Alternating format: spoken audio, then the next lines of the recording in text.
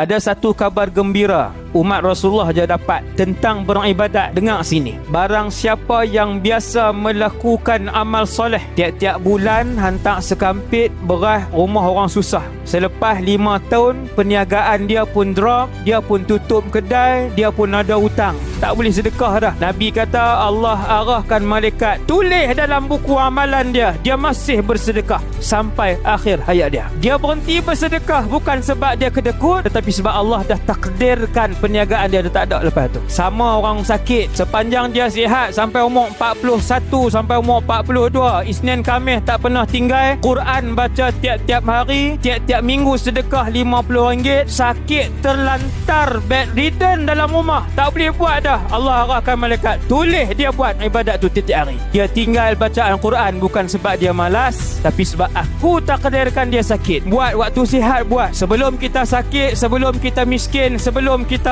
musafir. Allah arah malaikat tulis ibadat-ibadat yang dia buat sepanjang dia mukim. Masya Allah.